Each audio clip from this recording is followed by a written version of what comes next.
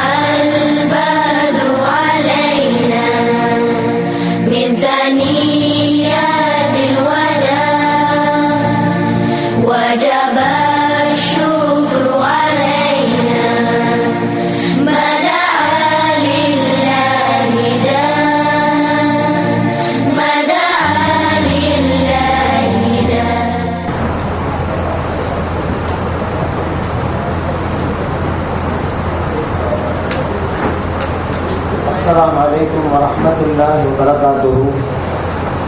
الحمد لله رب العالمين والصلاة والسلام على سيدنا محمد وعلى آله وصحبه أجمعين. وما توفيقي إلا بالله لا حول ولا قوة إلا بالله العلي العظيم. سبحانك لا علم لنا إلا ما علمتنا إنك أنت العليم الحكيم.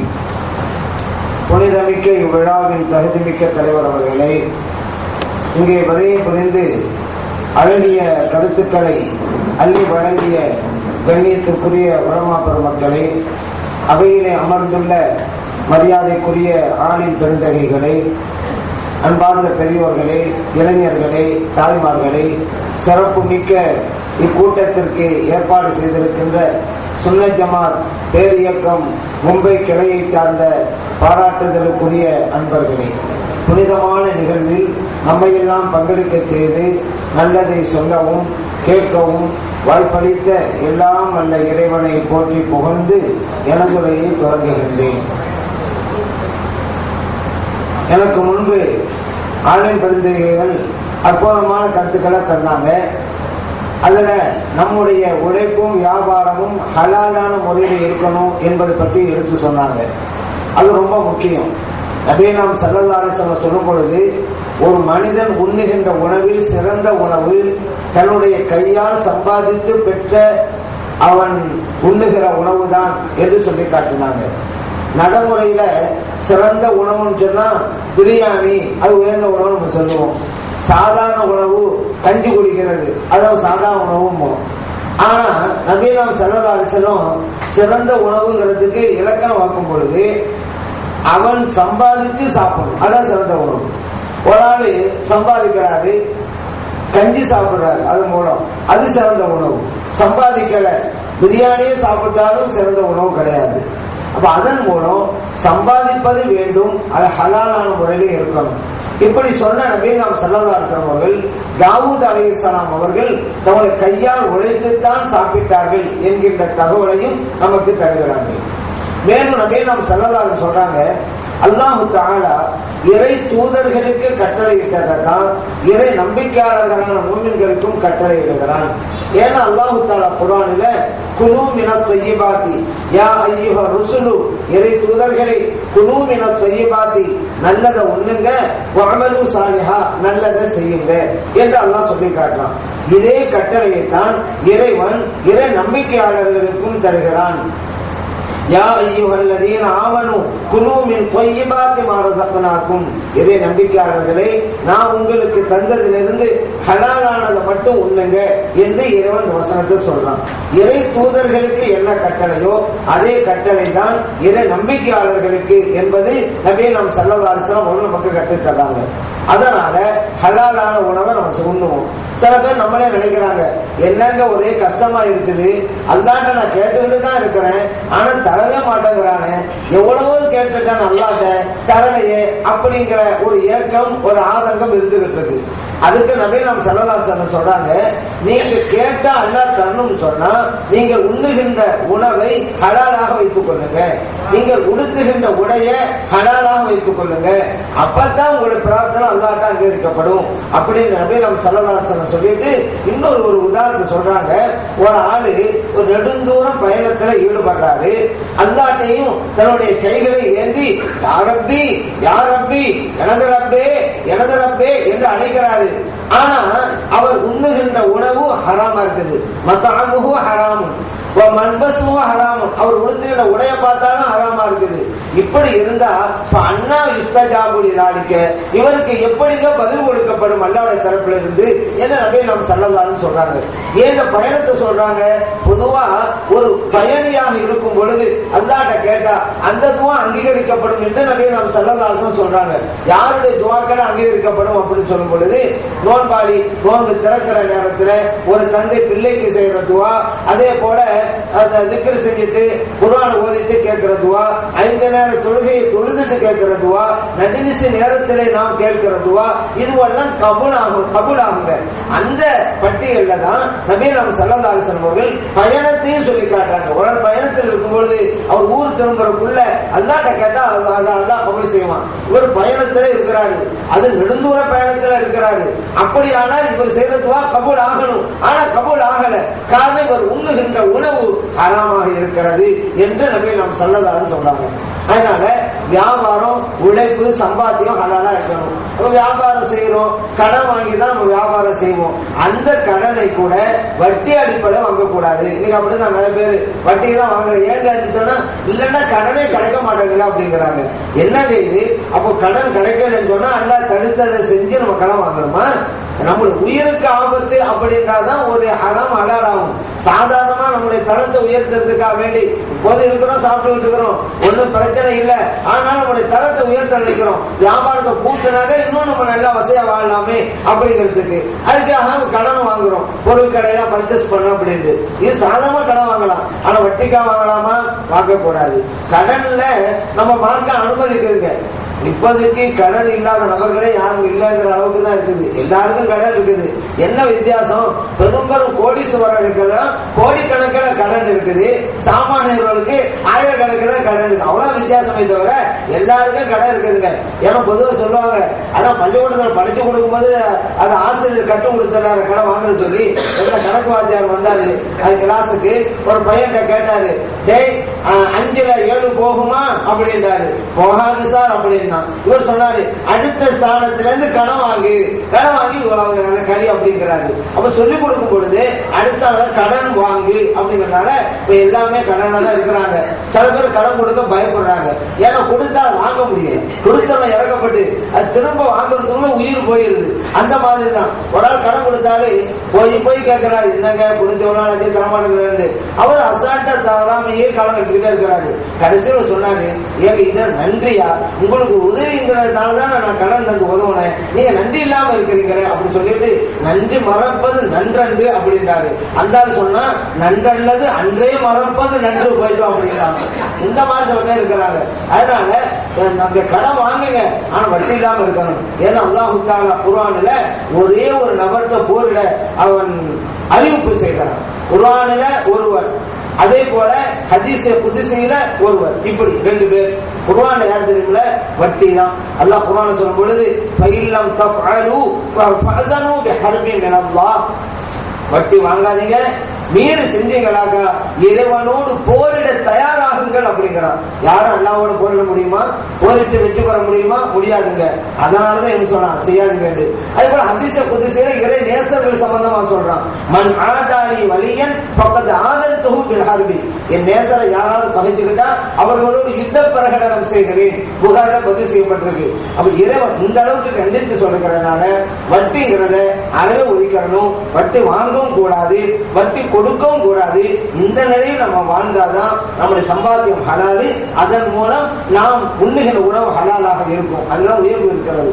முஹையீன் அப்துல் காதிர் ஜெயிலானி ரலியல்லாஹு அன்ஹு அவங்கள்ட்ட கேட்கப்பட்டது, நீங்க இந்த அளவுக்கு உயர்ந்திருக்கிறீங்களே, அதுக்கு என்ன காரணம்?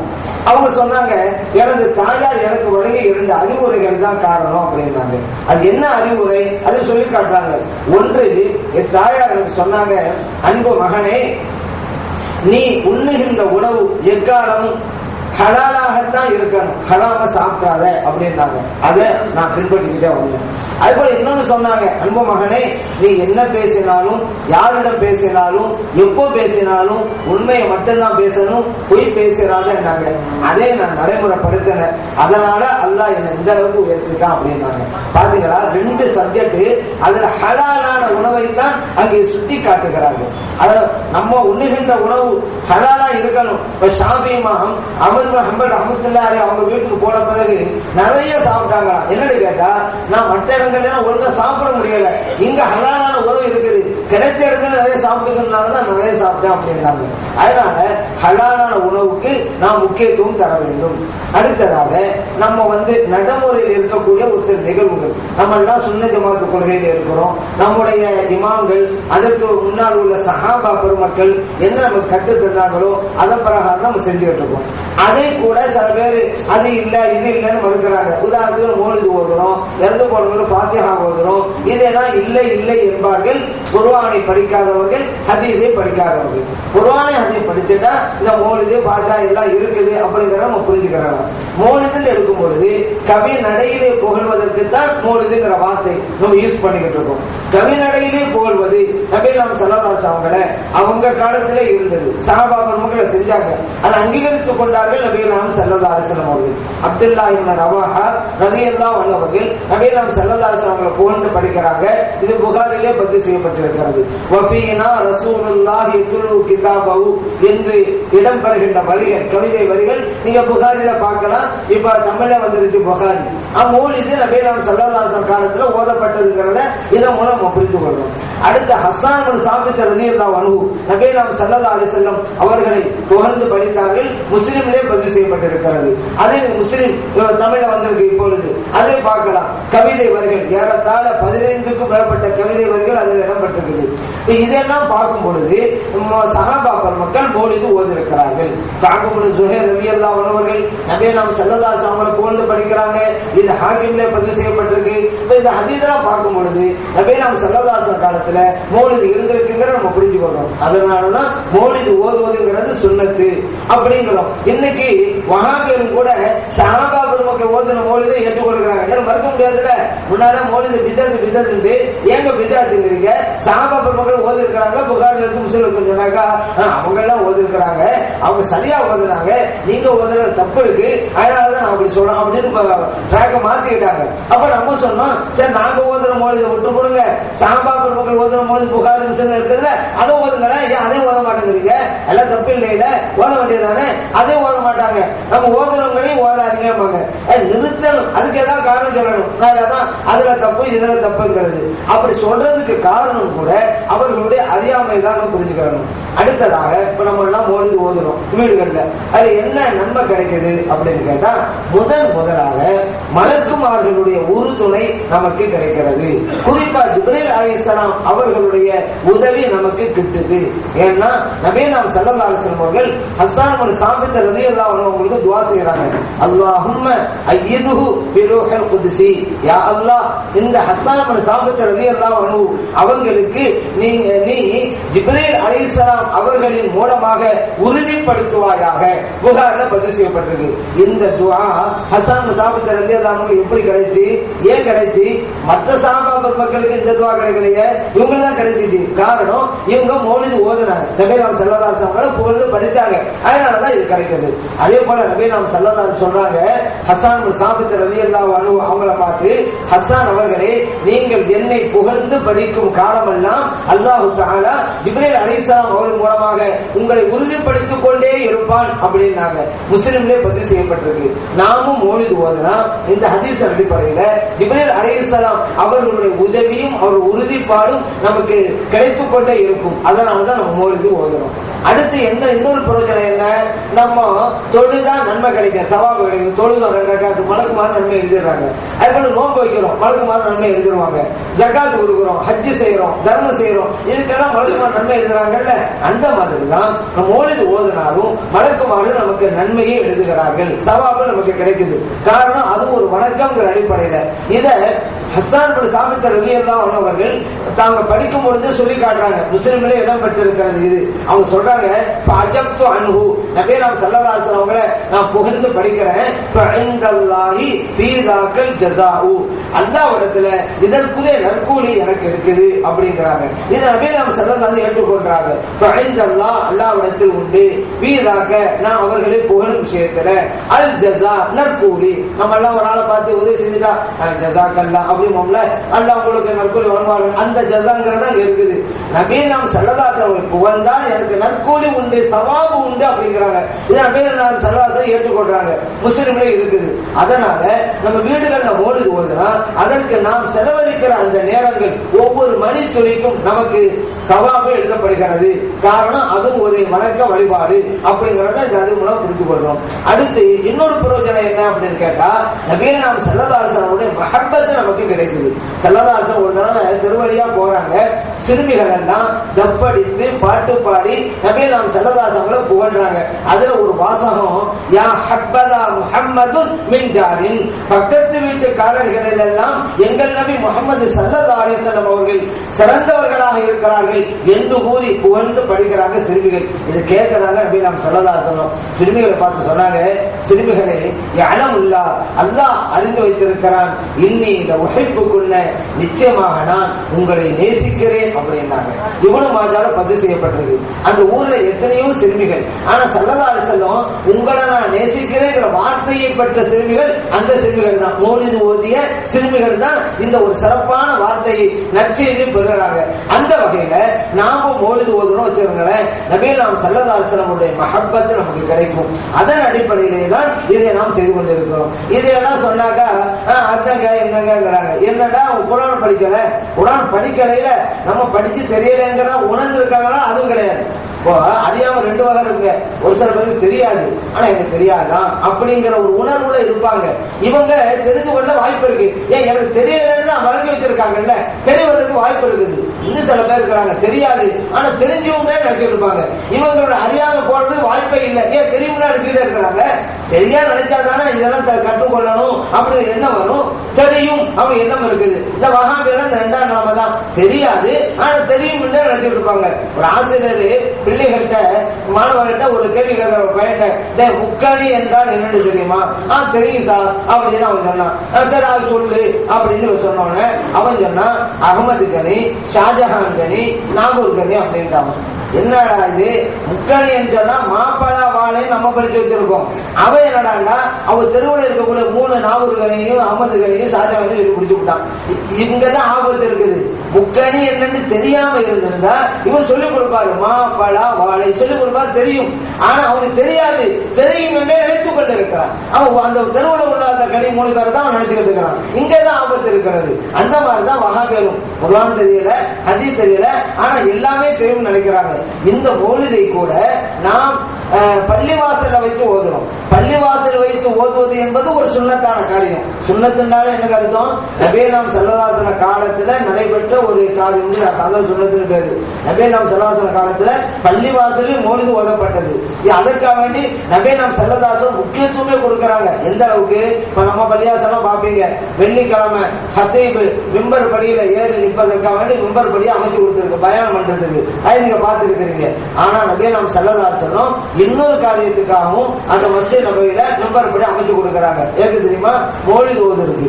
நீங்கள் மெம்பர் படியில ஏறி நின்று மௌலிது படியுங்கள் என்று ஹஸ்ஸான் இப்னு சாபித் ரலியல்லாஹு அன்ஹு அவங்களுக்கு நபி நாம் ஸல்லல்லாஹு அலைஹி வஸல்லம் சொல்றாங்க. இது ஆயிஷா சித்திகா ரலியல்லாஹு அன்ஹா அறிவிக்கிறாங்க. கானன் நபி ஸல்லல்லாஹு அலைஹி வஸல்லம் யலஹு லி ஹஸ்ஸான மிம்பரன் ஃபில் மஸ்ஜிதி. நபி நாம் ஸல்லல்லாஹு அலைஹி வஸல்லம் அவர்கள் ஹஸ்ஸான் இப்னு சாபித் ரலியல்லாஹு அன்ஹு அவங்களுக்காக பள்ளி வாசலில் ஒரு மிம்பர் படியை அமைத்து கொடுத்தார்கள். யகூம் அலைஹி ஹஸ்ஸான் இப்னு சாபித் ரலியல்லாஹு அன்ஹு அவர்கள் அந்த மிம்பர் படியில ஏறி நிற்பாங்க. காய்கள் ஏறி நின்ற நிலையில யுஃபாகிரு அன் ரசூலில்லாஹி ஸல்லல்லாஹு அலைஹி வஸல்லம் இறைத்தூதர் ஸல்லல்லாஹு அலைஹி வஸல்லம் அவர்களை புகழ்ந்து படிப்பார்கள். அபூதாவுல பதிவு செய்யப்பட்டிருக்கு, திருமதியில பதிவு செய்யப்பட்டிருக்கு. பாத்தீங்களா, வேற எந்த ஒரு சஹாபிக்காவது சிறப்பு கிடைச்சாங்க, மௌலிது ஓதுகிற சஹாபிக்கு தான் இந்த சிறப்பு. அவர்களுக்கு மரியாதை. நம்ம வீடுகள்ல கூட மௌலிது ஓத ஆளும் பெருமக்கள் எல்லாம் கூப்பிடுவோம்ல, உயர் ரக விருப்பை விரித்து அவர்களை அமர வைத்து மௌலிது ஓதுங்கள். காரணம் அது ஒரு சுன்னத்து தான். நபி நாம் ஸல்லல்லாஹு அலைஹி வஸல்லம் அவர்களை புகழ்ந்து படிக்கக்கூடியவர்களை நாம் மரியாதை செய்யணும். அந்த மரியாதையின் அடிப்படையில் தான் மெம்பர் படி அமைத்து கொடுத்து ஏழு நின்று படியுங்கள் என்கிறார்கள் நபி நாம் ஸல்லல்லாஹு அலைஹி வஸல்லம் அவர்கள். அப்ப இந்த சுன்னத்துகளை எல்லாம் நம்ம முன்னோர்கள் ஹயாத் ஆக்குறாங்க. பாருங்க, மௌலிது ஓதுவாங்க. ரபீல் அவ்வல் வந்துட்டா பிற 1 ல இருந்து 12 வரைக்கும் பள்ளியாசல்ல தான் ஓதுவாங்க. நம்ம வீடுகள்ல ஓதுவோம், ஆனால் பள்ளியில நடக்கும். காரணம், பள்ளியிலே நடைபெற்றதுங்கிற சுன்னத்து இந்த உலகத்திலே ஹயாத்தாக்கப்பட வேண்டும். அதற்காகத்தான் அந்த முன்னோர்கள் அதெல்லாம் அமைச்சு தந்தாங்க. அப்புறம் மௌலிது ஓதக்கூடியவர்களுக்கு நல்ல உயர் ரக பாயை விருப்பம் வச்சு அமர வைப்பு கண்ணியப்படுத்துவாங்க. ஏன், அந்த கண்ணியமும் ஒரு சுன்னத்தான வழிமுறை. அப்படி இருக்கும் பொழுது இவைகளை எல்லாம் இல்லை இல்லைன்னு எப்படி சொல்வது? ஹதீஸ்ல இருக்கத்தானே செய்து. ஹதீஸ்ல இருக்கும் பொழுது இல்லை என்று அவர் சொல்கிறார் என்றால் அவர்களுடைய அறியாமையை தான் காட்டுகிறது. அது இல்லை இல்லைங்கிறது பல வகை இருக்குங்க. சில பேர் இருக்கிறதே ஒவ்வொரு முடிவு பண்ணிட்டு இல்லைன்னு வருவாங்க. நம்மளை பார்க்கலாம், இருக்கும் ஒரு டாபிக் வச்சிருப்பாங்க. அந்த டாபிக் இல்லைன்னு சொன்னாங்க இல்லைன்றானே. இந்த காலத்துல பாக்குறோம்ல, நாத்தியவாதிகள்லாம் இறைவனே இல்லை அப்படிம்பாங்க. காரணம், கண்ணுக்கு தெரியுதா? கண்ணுக்கு தெரிஞ்சாதாங்க நம்பனே, கண்ணுக்கு தெரியாததானா இல்லதாங்க. அப்படிதான் ஒரு ஆசிரியர் பிள்ளைகளுக்கு பாடம் எடுக்கிறாரு. அவர் ஒரு நாத்திகவாதி. அந்த ஆசிரியர் சொன்னாரு மாணவர்களை பார்த்து, நம்ம எல்லாம் இறைவனை பார்க்கிறோமா? உங்க கண்களுக்கெல்லாம் இறைவன் தெரிகிறானா? பிள்ளைலாம் சொன்னாங்க தெரியல வாத்தியாரு அப்படின்னு. உடனே இவர் சொன்னாரு, எதையும் கண்ணால கண்டாதான் நம்பணும். இப்ப நம்ம கண்ணால காணல இறைவன், இதுல இருந்து என்ன புரியுது? இறைவன் இல்லை என்று புரிகிறது. முடிச்சு விட்டாரு. ஒரு மாணவன் அங்கிருந்து வந்தான், எழுந்து நின்று பேசுறான். நண்பர்களே, ஆசிரியர் சொல்லிட்டாரு, எதையும் கண்ணால பார்த்தாதான் நம்பணும், இல்லண்டா அது இல்லைன்னு சொல்லிவிட்டாரு. இப்போ உங்கள்கிட்ட நான் ஒரு கேள்வி கேட்கிறேன், நம்ம வாத்தியாருடைய மூளை உங்களுக்கு கண்ணுக்கு தெரியுதா அப்படின்னு அவன் கேட்டான். அவன் என்ன சொன்னான், இல்ல இல்லன்னு. இதுல இருந்து என்ன புரிகிறது? நம்ம வாத்தியாருக்கு மூளை இல்லை என்று புரிகிறது. முடிச்சு விட்டான். இதுதான் சரியான முறையில ஒரு அடிப்படை கொள்கை வகுக்கணும். எதை வேண்டுமானாலும் சொல்லி அது இல்ல இது இல்ல அப்படின்னு சொல்ற மாதிரி இவங்களும் மௌலிது இல்ல பாத்தியா இல்ல அப்படின்னு சொல்லி இருந்தா என்ன ஆகும்? அதனால இந்த ஹதீஸ் அடிப்படை மௌலிது இருக்குது. அதே போல பாருங்க, நம்ம பாத்தியா ஓதுறோம். அந்த பாத்தியா இறந்து போனவங்களுக்கு ஓதுறோம். சில பேர் பாத்தியா இல்லை அப்படிங்கிறது. பாத்தியா இல்லையா? குர்ஆன்ல 114 சூறாக்கள், அதுல ஒரு சூறாக்கு பேரு அல்ஹம்து சூரா, அதான் பாத்தியா சூறாங்கிறோம். பாத்தியா இல்லைன்னு சொன்னா அப்ப 114 சூறாவுல ஒரு சூறா இல்லையா? பாத்தியா இல்ல பாத்தியா இல்லண்டா எதையுமே சொல்ற முறை கூட ஒண்ணு இருக்குதுல்ல. இறந்து போனவர்களுக்கு இது ஓதாதீர்கள் சொன்னாலும் பரவாயில்ல, பாத்தியா இல்ல பாத்தியா இப்படியே சொல்றது. ஹத்தம் இல்ல, ஹத்தம் இல்லங்கிறது. ஹத்தம்னா என்ன? குர்ஆனை ஓதி முடிப்பது. குர்ஆனை ஓதி முடிக்க வேண்டாமா? ஹத்தம் இல்லைன்னா குர்ஆனை ஓதி முடிக்காதுன்னு தான் அர்த்தம் வந்துடும். எதையுமே அந்த அடுத்த ஒரு சடங்கை நினைச்சுக்கிட்டு இந்த காரியத்தான் செய்யறது தவிர அந்த வார்த்தைகளுடைய மீனிங் புரியுறது. மீனிங் புரிஞ்சா சொல்ல மாட்டாங்க. நம்ம இப்படி பாத்தியா இல்லங்கிறது குர்ஆன்ல ஒரு சூறாவாவில் இருக்குது அப்படி அவங்க பயந்துருப்பாங்க. நம்ம இப்படி ஹத்தம் இல்லங்கிறது, ஹத்தம் தான் குர்ஆனை ஓதி முடிக்கிறதாச்சே, குர்ஆனை ஓதி தான் முடிக்கணும், முடிக்க கூடாதுன்னு சொல்றது பாவமாச்சே நினைச்சிருப்பாங்க. அர்த்தம் தெரியாதனால ஏதோ ஒரு சடங்கு சொல் அப்படின்னு நினைச்சுக்கிட்டு அது இல்லை இது இல்லை அப்படின்னு சொல்லிட்டே இருக்கிறாங்க. இறந்து போனவங்களுக்கு ஒரு நல்ல காரியத்தை செய்வதுங்கிறது நாம் செய்ய வேண்டிய கடமைங்க. நம்ம செய்யணும். ஏன்னா ஒரு மனிதன் இன்னொரு மனிதன் உதவி செய்யறோம்ல. நம்ம மார்க்கத்திற்கும் உலகத்தில் இருக்கிற மற்ற சமயங்களுக்கு வித்தியாசமே இதுதான். மற்ற சமயங்களே சொல்லுவாங்க ஒரு மனிதன் இன்னொரு மனிதன் உதவணும், உயிர் உள்ள மனிதனுக்கு மட்டும்தான் அதுவா நிப்பாட்டி கொள்வாங்க. நம்ம மார்க்கம் எதுல வித்தியாசப்படும்? உயிருள்ள மனிதனுக்கும் உதவி செய், உயிரை பிரிந்த இறந்து போனவர்களுக்கும் உதவி செய் என்று நம்ம மார்க்கம் சொல்லுது. இதுலதான் நம்ம மார்க்கம் உயர்ந்து இருக்கிறது. அதனாலதான் இறந்து போனவங்களுக்கு உதவி செய்யறதுக்காக தான் நம்ம பாத்தியா வருதெல்லாம். இதுல பல வகை ஈசான சவாப்னு சொல்லுவாங்க, நன்மையை சேர்ப்பித்தல். இதுல பல வகை இருக்கு. ஒன்னாவது துஆ. இதெல்லாம் குர்ஆனே சொல்லி காட்டுறான். ரப்பனா சுக்ர் லனா வ லி இஹ்வானினா அல்லதீன சபகூனா பில் ஈமான். ஈமான், இறைவனே எங்களையும் மன்னிப்பாயாக, ஈமானோடு எங்களை விட்டு முன் சென்று விட்டார்களே அந்த எங்க சகோதரர்களையும் மன்னிப்பாயாக அப்படின்னு துவா செய்யுங்க என்று இறைவன் நமக்கு கற்றுத்தரலாம். நான் வஃபாத் ஆயிட்டாங்க, இப்போ என் தாயாருக்காக வேண்டி தர்மம் செய்ய நினைக்கிறேன், அந்த தர்மத்தின் நன்மை என் தாயார போய் சேருமா? நபி நாம் ஸல்லல்லாஹு அலைஹி வஸல்லம் சொன்னாங்க, தர்மம் செய்யுங்க, அது உங்க தாயாரை போய் சேரும். புகார்ல பதிவு செய்யப்பட்டிருக்கு. இதே ஹதீஸ் இன்னும் கொஞ்சம் விளக்கமா அபூதாவுதுல வருது. அந்த சஹாபி சஅத் இப்னு உபாதா ரலியல்லாஹு அன்ஹு நபி நாம் ஸல்லல்லாஹு அலைஹி வஸல்லம் கிட்ட பிறகு கேக்குறாங்க, ஐயு ஸதகத்தி அஃதல், தர்மம் செய்யறேன், எந்த தர்மம் சிறந்தது யார சொல்லலாம்? நபி நாம் ஸல்லல்லாஹு அலைஹி சொன்னாங்க, அல் மா, தண்ணீர். அரபு நாட்டுக்கு தண்ணீர் ரொம்ப முக்கியம், அதான் அது சொன்னாங்க. உடனே ஒரு கிணறு தோண்டாங்க சஅத் இப்னு உபாதா ரலியல்லாஹு அன்ஹு. அதாவது ஹாதிஹி லி உம்மி சஅதின், இந்த கிணற்றை எனது தாயாருக்கு நான் வக்ஃப் செய்துட்டேன் அப்படின்னாங்க. இந்த ஹதீஸ் அபூதால பதிவு செய்யப்பட்டிருக்கு. தர்மங்கள் செய்து நன்மையை இறந்து போனவங்களுக்கு சேர்த்து வைப்பது நபி நாம் ஸல்லல்லாஹு அலைஹி சொல்லி தந்தாங்களா? அதே போல நோன்பு வச்சு அந்த நன்மை சேர்த்து வைக்கிறோம். நபி நாம் ஸல்லல்லாஹு அலைஹி சொல்றாங்க, ஒருவர் இறந்து போறாரு, அலைஹி ஸியாமுன், அவருக்கு நோன்பு கடமையா இருக்குன்னு சொன்னா ஸாம அன்ஹு வலியுஹு, அவருடைய வாரிசுதாரர் பொறுப்புதாரர் அவருக்காக இறந்து போனவருக்காக நோன்பு வைக்கட்டும். புகார்ல பதிவு செய்யப்பட்டிருக்கு. இறந்து போனவங்க நோன்பு வச்சாலும் அந்த நோன்பு போய் சேரும். அப்படி சேராதுன்னு சொன்னா அவர் வாரிசுதாரர் நோன்பு வைக்கணும்னு சலாம் சொல்லிருப்பாங்களா? நம்ம நோன்பு வச்சா நம்ம போய் சேர போய் தான் நோன்பு வைங்க, அப்ப நோன்பு வச்சா நம்ம போய் சேர தெரிஞ்சு போச்சு. அதே போல ஹஜ், ஒரு சஹாபி வந்தாங்க, யார சொல்லலாம், இன்ன உஃப்தி நதரத் அன் தஹஜ்ஜ, என்னுடைய சகோதரி ஹஜ் செய்யணும்னு சொல்லி நேர்ச்சை பண்ணியிருக்காங்க, ஆனா அதை நிறைவேற்றத்துக்கு முன்னால வஃபாத் ஆயிட்டாங்க. இப்போ என் சகோதரிக்காக நான் ஹஜ் செய்யலாமா? இப்ப நபி நாம் ஸல்லல்லாஹு அலைஹி வஸல்லம் பதில் சொல்றதுக்கு முன்னால ஒரு கேள்வி வைக்கிறாங்க, அருமை தோழரே, உங்க சகோதரிக்கு கடன் இருக்குன்னு வச்சுக்கிறீங்க, அந்த கடன் நீங்க அனுப்பீங்களா மாட்டீங்களா? வந்த தோழர் சொன்னாங்க, நிச்சயமா அனுப்ப, யார சொல்லலாம்? நபி நாம் ஸல்லல்லாஹு அலைஹி வஸல்லம் சொன்னாங்க, அப்படியானா ஃபக்லி தைன் அல்லாஹ், அல்லாஹ்வின் கடனை அடையுங்கள் அப்படின்னாங்க. இந்த ஹதீஸ் புகார்ல பதிவு செய்யப்பட்டிருக்கு. ஏன்னா நேர்ச்சை பண்றதுக்கு அல்லாஹ்வை நாம் மாற்ற வேண்டிய கடன், அந்த கடனை அடைச்சாகணும். இங்க நமக்கு சப்ஜெக்ட் என்ன கேட்டா, அந்த தோழருடைய சகோதரி வஃபாத் ஆயிட்டாங்க, இந்த சகோதரி இப்பதான் ஹஜ் செய்யறாரு, அந்த ஹஜ்ஜோட நன்மை சகோதரிக்கு போய் சேருது, இறந்து போனவங்களுக்கு போய் சேருது. அதனால தர்மம், நோன்பு, ஹஜ், துஆ எல்லாம் இறந்து போனவங்களுக்கு போய் சேருதுன்னு தெரிஞ்சு போச்சா? அடுத்து பாருங்க, நபி நாம் ஸல்லல்லாஹு சொல்றாங்க, இக்ரவு யாசின் அலா மௌதாக்கும், உங்களில் மரணித்தவர்களுக்கு யாசின் சூராவை ஓதுங்கள். அபூதாவுதுல, அஹ்மதுல, இப்னு மாஜால பதிவு செய்யப்பட்டிருக்கு. மேலும் நபி நாம் ஸல்லல்லாஹு சொல்றாங்க, ஒருவர் குர்ஆனை ஓதி அதன் பிரகாரம் நடந்தா, மன் கரஅல் குர்ஆன வ அமில பிஹி, நடந்தா அவருடைய தாய்க்கும் தந்தைக்கும் வறுமையிலே கிரீடம் அணிவிக்கப்படுகிறது. அபூதாவுதுல, அஹ்மதுல பதிவு செய்யப்பட்ட ஹதீஸ். இதுவெல்லாம் குர்ஆனை நம்ம ஓதும் பொழுது நம்முடைய முன்னோர்களுக்கு அந்த நன்மை போய் சேருகிறது அப்படிங்கறத நம்ம அறிவித்து காட்டுது. அதனாலதான் நம்ம குர்ஆனை ஓதுறோம். இதுவெல்லாம் ஆதாரங்களின் அடிப்படையிலே தான் நம்ம செஞ்சுக்கிட்டு இருக்கோம். நம்ம முன்னோர்களும் செஞ்சாங்க, நமக்கு பாடமா கற்று தந்தாங்க, நாம செய்யறோம். இதை பார்த்து நம்ம பிள்ளைகளும் பின்னால செய்ய போறாங்க. அதனால இதுல நம்ம கவனக்குறைவா இருக்கக்கூடாதுங்க. ஏன் தெரியுமா? நம்மளும் மௌத்தா போனாதான் இந்த ஓதி நமக்கு நன்மை அனுப்புறாங்க, அதோட அருமை நமக்கு தெரியும். அங்க இருக்கக்கூடிய நபி நாம் ஸல்லல்லாஹு அலைஹி சொல்றாங்க, இறந்து போனவங்க எப்படி தெரியுமா இருப்பாங்க?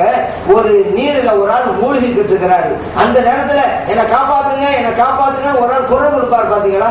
யாராவது என்னை பாதுகாக்க மாட்டாங்களா என்று ஒரு சிந்தனையில இருப்பார்ல, அப்படி இருப்பாங்க இறந்து போனவங்க எல்லாம். நம்ம ஏதாவது அனுப்ப மாட்டோமா நம்ம ஏதாவது ஒரு துவாவும் வேற நன்மையோ அனுப்பி வச்சுட்டா இந்த உலகம் முழுவதும் கிடைத்தால் கூட அவ்வளவு சந்தோஷம் கிடைக்காது. இந்த உலகத்தில் இருக்கிற அத்தனை கொடுத்தா கூட அவ்வளவு சந்தோஷம் கிடைக்காது. நாம் அனுப்பி வைத்த அந்த நன்மையை கொண்டு அவ்வளவு சந்தோஷப்படுவாங்க என்று நபி நாம் ஸல்லல்லாஹு அலைஹி சொல்றாங்க. நம்ம பிறருக்காக செய்தால்தான் நமக்காக இதை செய்வதற்கு அல்லாஹ் ஆட்களை நியமிப்பான். நம்ம செய்யலன்னு வச்சுக்கிறோங்க, இன்னைக்கு வஹாபிகளுக்கு அதான் நிலைமை. பிறருக்கு செய்யக்கூடாதுங்கிற மனநிலை அவங்க இருக்கிறாங்க. அது மூலம் அவர்களுக்கு கிடைத்த நஷ்டம் என்ன? அவர்களுக்காக யாரும் செய்ய போறது இல்லை. அல்ல அப்படிதான் அமைச்சிருவோம். நம்ம பிறருக்கு செய்தால் நமக்காக இதை செய்வதற்கு ஆள்களை எல்லாம் நியமிப்பான். நம்ம செய்யற வழக்கம் கொஞ்சம் அதோட தான் உலகத்துக்கு போவோம். ஆனா பின்னால் வருகின்ற மக்கள் நன்மைகளை செய்து செய்து அனுப்புகின்ற போது நம்முடைய தரஜாக்கள் கூடிக்கிட்டே இருக்கும். அதனால இன்னொரு காரியத்தை நம்ம அமுல்படுத்தணும், அதில் சிறப்பு இருக்கிறது என்பதை நம்ம விளங்கிக் கொள்ள வேண்டும். ஆனா சில பேர் இந்த குர்ஆன ஹதீஸ்ல நம்ம சொன்னோம் எல்லாம் இருக்குதுன்னு சொல்லி அதை படிச்சுட்டு தப்பா வழங்கினால்தான் அது இல்லை என்று மறுக்கிறார்கள். நம்ம சொன்னாலும் கூடாது தானே, அந்த இமாம் சொன்னாங்க, இந்த அசர் சொன்னாங்கன்னாக்கா அவங்க ஒப்புக்கொள்ள மாட்டாங்க, குர்ஆன் ஹதீஸ் தாங்க. இப்ப நம்ம செய்யற எல்லாத்துக்கும் குர்ஆன் எடுத்து வச்சிருக்கோம். சொல்லுவோம். இப்படி இருந்தாலும் புரியாது. ஏன்னா அவருக்கு அருமை தெரியாதுல்ல. நம்மளே சில பேர் படிப்பாங்க, தப்பா புரிவாங்க. அப்படி இருக்குது. நம்மள ஒரு ஆளு மருந்த சாப்பிட்டாரு, அதுக்கு தண்ணீர் குடிச்சாரு, உடனே கீழே உருண்டு புரண்டுகிட்டு இருக்கிற அங்கே எங்கே. கடைசியில் அவர் கூப்பிட்டு ஏங்க இந்த மாதிரி பண்ணிருக்க? இல்ல அதுல தானி கூட அட்டையில எழுதிருந்துச்சு, இந்த மருந்த தண்ணீர்ல கலந்து குடிக்கணும்னு சொல்லி நான் தண்ணீர்ல கலக்காம மருந்தை மட்டும் சாப்பிட்டுட்டேன். அதனாலதான் இப்ப தண்ணீரை சாப்பிட்டு ரெண்டும் கலக்கணுங்கிறதுக்காக நான் உருண்டு புரண்டுகிட்டு இருக்கேன் அப்படிங்கிறாரு. இப்படி புரியுது. இப்ப எழுதப்பட்டது உண்மை, புரிவதில் தான் தவறு. அதுபோல் குர்ஆன் இருக்கிறது, ஹதீஸ் என்று இருக்கிறது. இமாம்கள் பெரியவர்கள் சரியாக புரிந்தார்கள். ஆனா அடிப்படை நாலேஜ் இல்லாதவங்க தான் நான் குர்ஆனை புரிய நினைச்சுக்கிட்டு தப்பு தப்பா வளர்க்குறாங்க, ஹதீஸை நாங்க புரிஞ்சுக்கிட்டு தப்பு தப்பா வளர்க்குறாங்க. இப்படி அவங்க புரிவதில் தான் பிழை இருக்கிறது. அவங்க சரியாக நல்ல சிந்தனையோடு அதுக்கான தகுதியை பெற்று அதுக்குண்டான ஆற்றலை அடைந்து அவர்கள் ரிசர்ச் பண்ணா தெளிவான சிந்தனையோடு அவர்கள் கூறப்பட்டதையெல்லாம் அவங்க புரிந்து கொள்வார்கள். இதுதான் சத்தியமானது அப்படிங்கறத நம்ம புரிந்து கொள்ளணும். அடுத்ததாக மார்க்கத்தில் இருக்கக்கூடியதெல்லாம் இல்லைன்னு சொல்றது இன்னொன்னு கூட்டு துவா அப்படிம்பாங்க. நான் ஏற்கனவே இப்ப சொல்றது தமிழ்நாடு என்ன சொல்லிட்டு இருக்கேன், கூட்டு துவாங்கிற வார்த்தையே கிடையாது. தேவையில்லாம இந்த வார்த்தையை சொல்லிக்கிட்டு அதுக்கப்புறம் அர்த்தம் கேட்டுக்கிட்டே கிடக்குறாங்க. கூட்டு துவாங்கிறது ஒண்ணு இல்லை. ஏன்னா இங்க நிறைய பார்க்கலாம், தொழுகை முடிஞ்சோடனே இமாம் துவா ஓதுவாங்க, அது இல்லாமலே வந்துடுறது. சில பேர் சில இடங்களில் துவா ஓதுனா மற்றவங்க ஆமீன்பாங்க, இவங்க விரல போட்டு நோண்டிக்கிட்டே கிடக்குறது. ஏன்னா ஆமீன் சொல்லலைங்கிற காமிக்கிறாங்க, அதுக்காக வேண்டி இப்படி எடுத்துக்கிட்டே இருக்கிறது. இதுக்கு போய் கூட்டுதுவா, இதுக்கெல்லாம் ஆதாரம் இல்லைங்கிறது. நான் சொன்னேன் கூட்டுதுவாங்கிறது சரீரத்திலே இல்லையே, அந்த வார்த்தையே இல்லையே. ஏன் இல்லாத ஒண்ணு ஒரு பேரை கொண்டு வந்து ஆதாரம் கண்டு கேட்கறீங்க?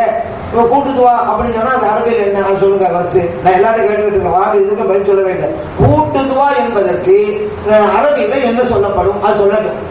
அது சொல்லிட்டாக்கா அந்த வார்த்தை குர்ஆன் அது இருக்கான்னு நம்ம பார்க்கலாம். இல்லைன்னாக்கா நம்ம விட்டுடலாம். அப்படி வார்த்தை இல்லையே, கூட்டுக்காக ஒண்ணு இல்லையேங்க. இவங்க இல்லாத ஒண்ணுக்கு அப்படி பேரை வச்சுக்கிட்டாங்க. அதுதான் உண்மை. ஏன்னா ஒரு ஆளு துவா செய்யறாங்க, மற்றவங்க ஆமீன்கிறாங்க, இதுக்கு கூட்டு துவா அப்படி இவங்க பேர் வச்சுக்கிட்டாங்க. அதான் இப்படி இதற்குத்தான் கூட்டுவா என்று யார் பேர் வைத்தது? ஒரு துவா செய்ய மற்றவர் ஆமீன் சொல்ல இறைவன் பேர் வைத்தானா இதுக்கு பேர் கூட்டுவாண்டு? எனக்கு சல்லல்லாஹு பேர் வச்சாங்களா இதுக்கு பேர் கூட்டுவாண்டு? ஏங்க ரெண்டு பேரும் அல்லாஹ்ட்ட கேட்டுட்டு இருக்கிறாங்க. நான் ஏற்கனவே சொன்னேன்ல, இந்த வஹாபியோட குழப்பத்திற்கு அடிப்படை காரணமே மீனிங் தெரியாதான் அப்படின்னு சொன்னேன்ல. சடங்கு வார்த்தைகள் அவங்க புரிகிறது, இதெல்லாம் சடங்கு அப்ப புரிஞ்சதான் வந்து வேணாம், மீனிங் தெரியாது. ஆமீன்னா என்ன தெரியுமா அர்த்தம்? இறைவனே இந்த பிரார்த்தனையை நீ ஏற்றுக்கொள்வாயாக அர்த்தம். இந்த மீனிங் தெரிஞ்சிருந்தா கூட்டுத்துவாங்கிற ஒரு பேரை வச்சுக்கிட்டு இதுக்கு ஆதாரம் கேட்டு இருப்பாங்களா?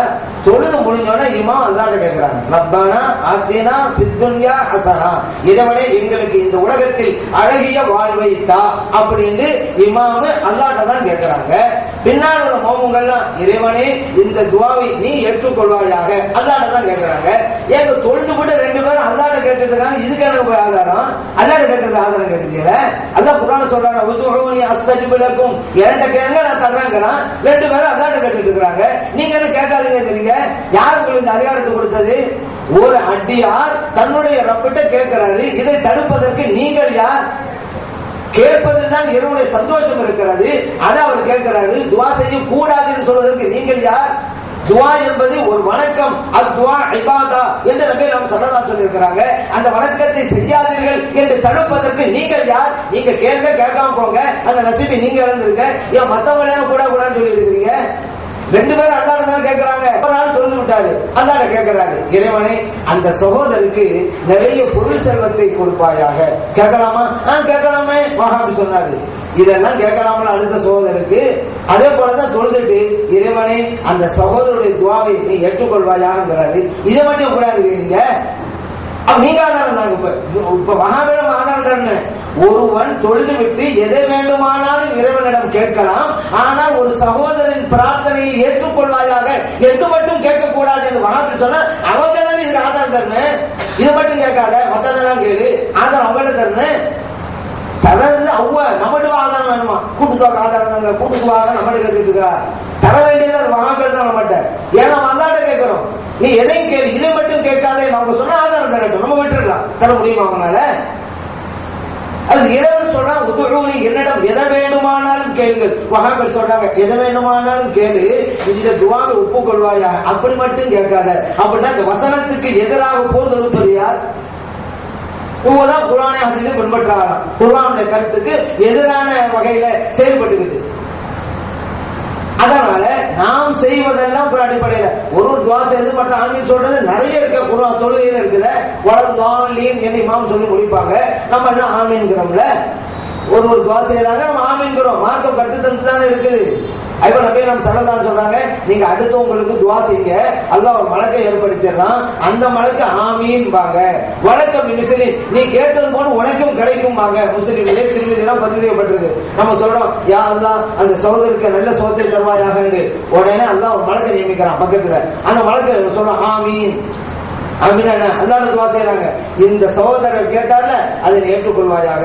அப்புறம் மலக்கு சொல்லுவாங்கன்னா, வழக்கம் மிசிலின், அவருக்கு நீ கேட்டது உனக்கு கிடைக்கட்டும். நம்ம நல்ல சுகம் கிடைக்கட்டும் தான் துவா செஞ்சோம். மலக்கு அம்மா சொல்ற உனக்கு நல்ல சுகம் கிடைக்கட்டும். ஒரு சகோதரருக்கு நாம் தான் துவா செஞ்சோம். இதுக்கு நாம் பெற்ற வெகுமதி என்ன தெரியுமா? நமக்கு ஒரு மலக்கு துவா செய்யறாரு.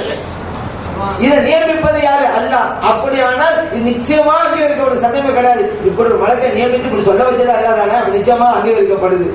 இவ்வளவு சிறப்பு இருக்குதுல, ஆமீன் இருக்கதான் செய்து நபி நாம் ஸல்லல்லாஹு அலைஹி வஸல்லம் சொல்றாங்க, லா யஜ்தமிஉ மலஉன், ஒரு இடத்துல ஒரு கூட்டம் ஒன்று கூடி ஃபயதுஉ பாதுஹும், அவர்கள் ஒருவர் துஆ செய்கிறார், வ யமினுல் ஆகர், மற்றவர்கள் ஆமீன் சொல்றாங்க, இல்லா அஜாபஹுல்லாஹ், அந்த துஆவை அல்லாஹ் அங்கீகரிக்கிறான். தபரானி பதிவு செய்யப்பட்டிருக்கு, ஹாக்கிம்ல பதிவு செய்யப்பட்டிருக்கு.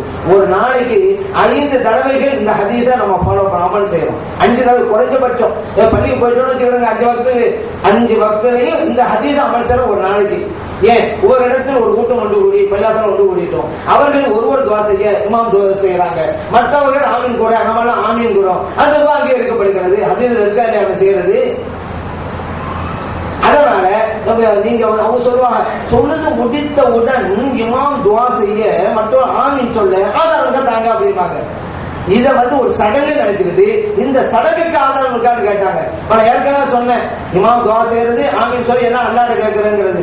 அது தொழுது முடித்து விட்டு அல்லாஹ்விடம் துவா செய்ய ஆதாரம் இருக்கிறதா? அது இருக்குது. 2 பேரும் அல்லாஹ் தான் கேட்டுட்டு இருக்காங்க, முடிஞ்சு போச்சுல. அப்புறம் இது ஒரு சடங்கா உருவாக்கி இதுக்கு ஆதாரம் இருக்குன்னா, தொழுத விட அல்லாஹ் கேட்கலாமா, ஆதாரம் இருக்கிறதா? எல்லாம் ஆமீன் சொல்றாங்க, அது இருக்குது. 2 பேரும் அல்லாஹ்ட்ட தான் கேட்கிறாங்க, ஆதாரம் பண்ணி செஞ்சுட்டு இருக்கிறாங்க.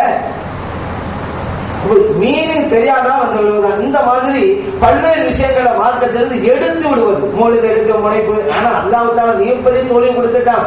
இந்த வஹாபிகளை ஜெயிக்க முடியாது. காலங்காலமா சஹாபா பெருமக்கள் காலத்திலே இருந்து கட்டி காக்கப்பட்டு வருகின்ற கொள்கைதான் சுன்னத் ஜமாஅத் கொள்கை. எத்தனையோ பிரிவுகள் வந்துருச்சே, இவங்கெல்லாம் ஒண்ணும் தெரியாதுங்க. குர்ஆனுடைய வார்த்தைக்கு அர்த்தம் தெரியாது, ஹதீஸ் வார்த்தை அர்த்தம் தெரியாது, நேற்று இன்னைக்குதான் படிச்சோம், இன்னைக்குதான் புரிஞ்சோம்னு சொல்ற இந்த மாதிரி அரைகுறைகள் தானே இன்னைக்கு. நான் இந்த அப்பாவி இளைஞர்களை சொல்லல, அந்த அப்பாவி இளைஞர்கள் வழி நடத்துகிற அந்த வஹாபி ஆன்சாக்களை சொல்றேன். எல்லாம் அரைகுறைகள். ஆனா இதுக்கு முன்னால வழிதவறு இயக்கங்களா இருந்துச்சு, எல்லாம் திறமையானவர்கள், குர்ஆனத்துல கரைச்சு குடிச்சவங்க. ஆனா விளக்கம் தான் தப்பா போச்சு. அப்படிப்பட்டவனாலே நிக்க முடியலையே இந்த வாக்கு. அதான் நம்மளே பாக்குறோமே, அந்த காலத்துல தவறுதலான கொள்கை வந்துச்சு, அவர்களுடைய காலத்துக்கு பிறகுதான் அழிஞ்சு போனுச்சு. அது ஹவாரிஜா இருக்கட்டும், முஅத்தஸிலாவா இருக்கட்டும், எல்லாமே அவங்க காலத்துக்கு பிறகு அழிந்தது. ஆனா இந்த வஹாபில கொடுமை என்ன தெரியுமில்ல, நம்ம காலத்திலேயே வந்தாங்க, நம்ம பார்வைக்கு முன்னாலேயே இல்லாம போயிடுறாங்க. இதுதான் இவங்க. அந்த அளவுக்கு தான் 84 வரும்போது தட்டாப்புடா வந்தாங்க, பெண்ணா போச்சு. எல்லாம் 4 பேர் அதுக்கு கூட சொன்னாங்கல்ல, இமாம்கள் சண்டை இடுவதாக காட்டும் போட்டாங்க. இமாம்களை பத்தி போடல, பின்னால கொஞ்சம் காலம் கழித்து நாங்க இப்படிதான் சண்டை போட்டு இருக்கோங்கிறத போட்டு வச்சிருக்காங்க. இன்னைக்கு அப்படிதான் அடிச்சு போட்டு இருக்காங்க. நம்மளாம் எவ்வளவு ஒற்றுமையா இருக்கிறோம், நாகரிகமா நடக்கிறோம், அழகா நடக்கிறோம். அந்த குழுக்கள்லாம் இருக்குது, அப்படியே அப்ப நம்ம காதில் கேட்க முடியாது. இந்த குழு அவ்வளோ தாக்குறது, அவங்க கூட தாக்குறது, நம்ம காதிலே வாங்க முடியாது. அப்படி தான் குர்ஆன் இருப்பாங்க. இஸ்லாம் இனிய மார்க்கம்னு போதிக்கிறாங்க.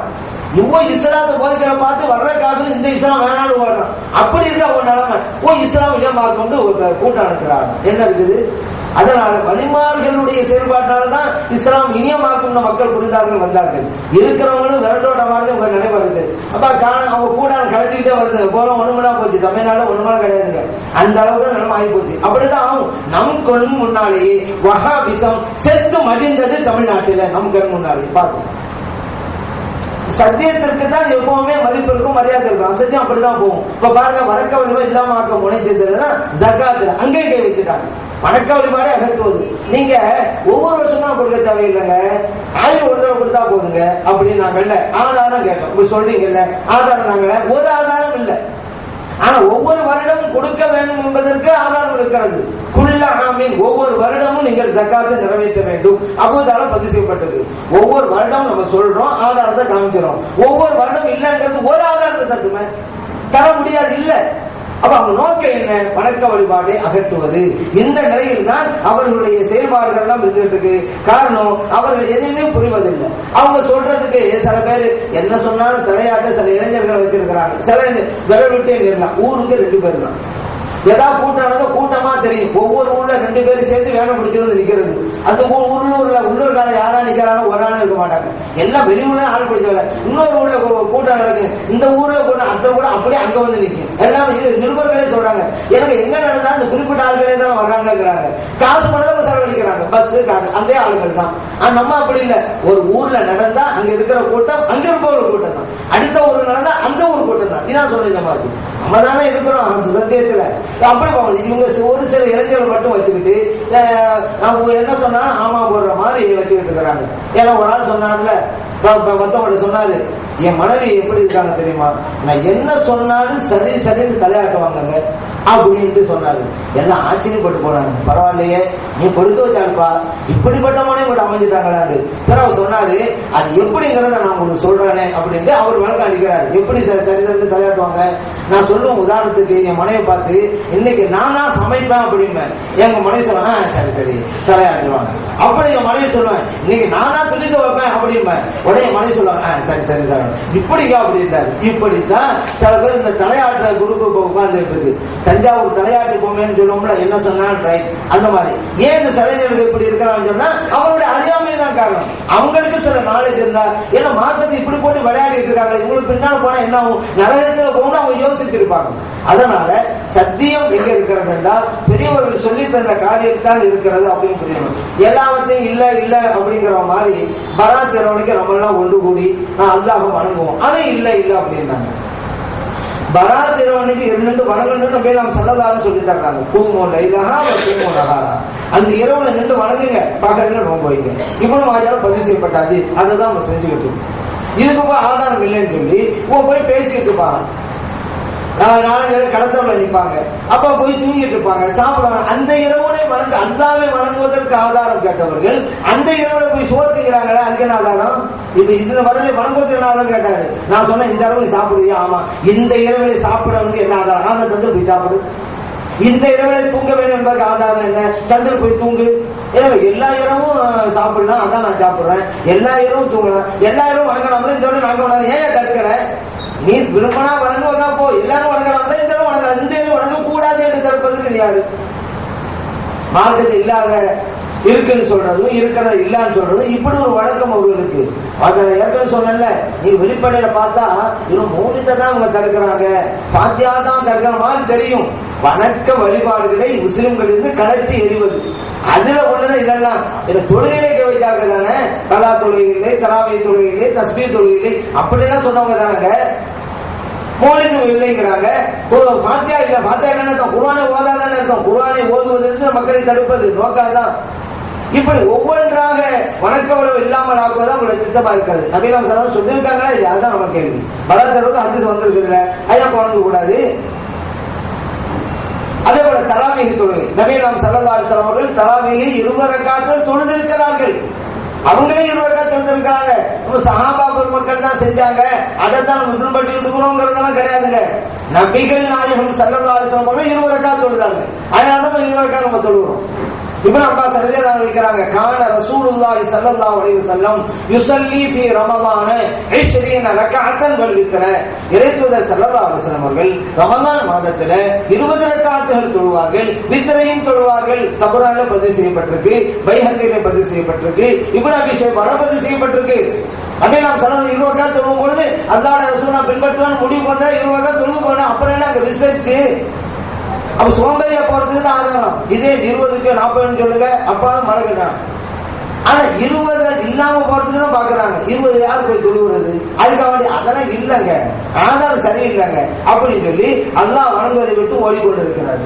இவங்க ஏதாவது பிரச்சனைடாக்கா ஷாபிமா அப்படி சொல்லியிருக்கிறார்களே, நீங்க இப்படி அமல் கேட்கிறது. இந்த தரா விஷயத்தில் ஷாபிமா என்ன சொன்னாங்க, எனக்கு தெரிந்த நாளிலிருந்து மக்காவுல ஹரம் ஷரீஃப்ல 20 ரக்காத்தில் தொழில் நடைபெற்று வருகிறாங்க. ஹிஜ்ரி 150 பிறந்தவங்க இமாம் ஷாஃபி ரஹ்மத்துல்லாஹி அலைஹி.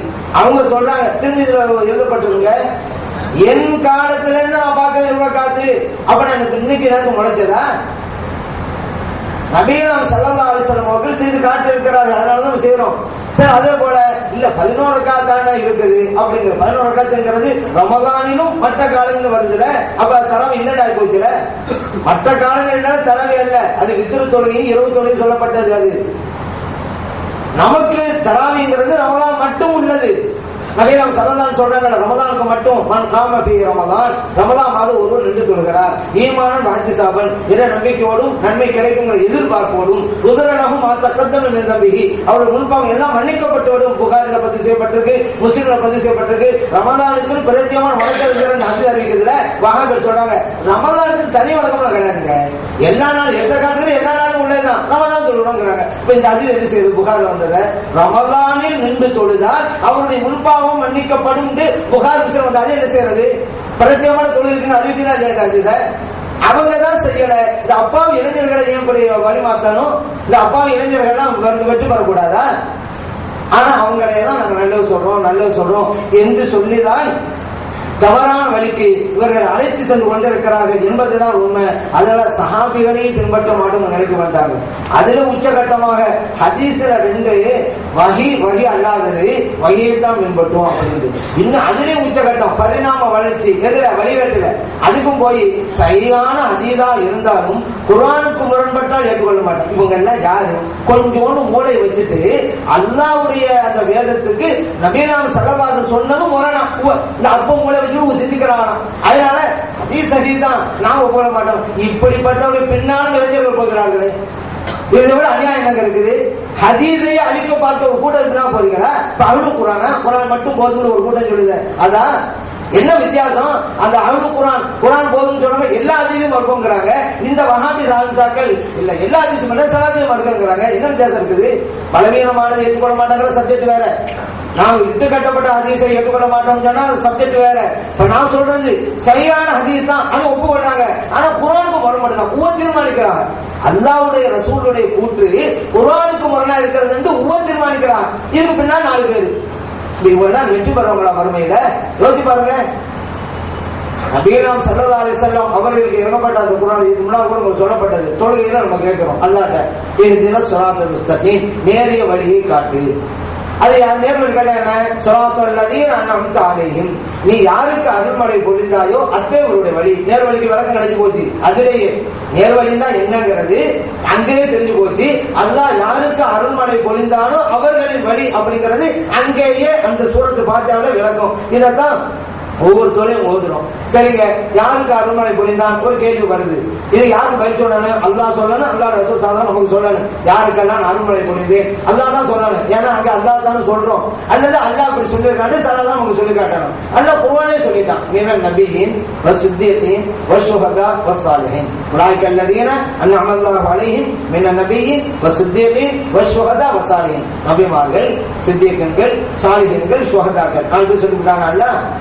அப்ப சுஹதாக்குடைய வழியை காட்டுவாயாக, சாலிஹீன்களுடைய வழியை காட்டுவாயாக, சித்தீகங்களுடைய வழியை காட்டுவாயாக, நபிமாருடைய வழியை காட்டுவாயாக அப்படின்னா தொழுகையில கேட்கிறோம். வெளியே வந்தோடனே உமரை பின்பற்ற மாட்டோம், உங்களுக்கு தம்பி உமரை பின்பற்ற மாட்டோம்.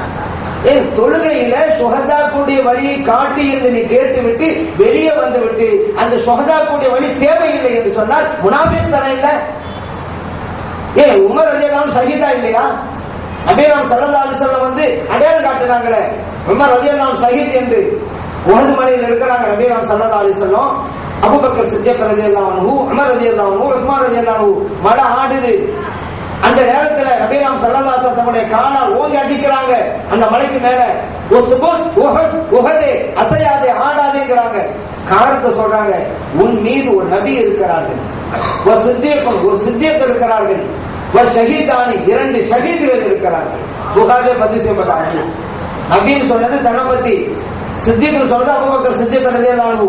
2 ஷஹீதுனாங்க. இவங்க 2 பேர் எடுத்து மீதம் இருந்த 2 பேர் யாரு?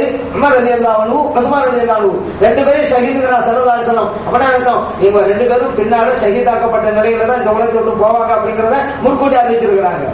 அப்படிதான் போனாங்க. உமர் ரலியல்லாஹு அன்ஹு, உஸ்மான் ரலியல்லாஹு ஷஹீதா தான் போனாங்க. அப்ப ஷஹீத் என்று அடையாளம் காட்டுகிறாங்க ஸல்லல்லாஹு அலைஹி வஸல்லம் அவர்கள். நம்ம தொழுகையை கேட்டுட்டோம், யா அல்லாஹ் ஷுஹதாக்கள் வழியை காட்டுவாயாக. அப்படின்னா என்ன அர்த்தம்? உமருடைய வழியை காட்டுவாயான்னு அர்த்தம் வருதா இல்லையா?